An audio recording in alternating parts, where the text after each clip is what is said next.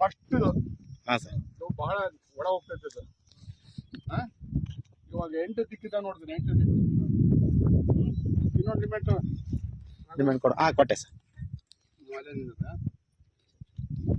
ఛత్రి ఉండాలని కదా ఇంట్లో ఉంది. మనకైతే ఛత్రి తరుతుంది. Demand sir.